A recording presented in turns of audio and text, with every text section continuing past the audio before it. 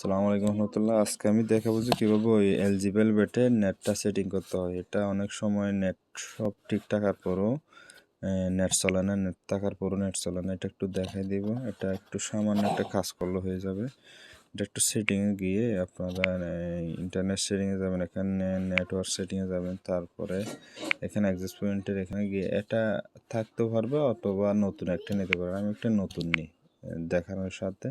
আপনি এখানে আগের মতো মনে করেন আমারটা রবি লিখে দেবেন, বা অন্য সিম হলো অন্য সিম লিখে দিবেন, এটাই আর কি। এটা লিখে দিয়ে একদম নিচে একদম মূল কাজ হবে এখানে এপিএন টাইপ। এখানে অনেক কিছু লেখা আছে, এগুলো তো আপনারা কি করবেন, এখানে কেটে দেবেন। এখানে এটা লিখবেন, এটা রাখবেন আর এটা রাখবেন, দুইটা রাখবেন, ডিফল্ট আর এটা রাখবেন SUFL, এটা এই দুইটা রাখবেন। এটার পর ওকে দিয়ে দেবেন, এটা সেভ করে দিবেন। অবশ্যই সেভ করবেন। সেভ করার পর যেটা নতুন ক্রিয়েট করছেন এটাতে ক্লিক করে দেবেন, হয়ে যাবে আপনাদের কাজ।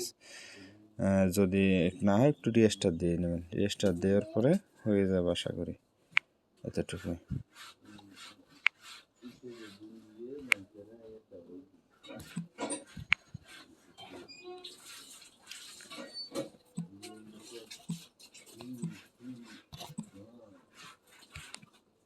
এই দেখছেন এখন চলতেছে, এটাই আর কি। এটা না হওয়ার কারণে এটা চলে না।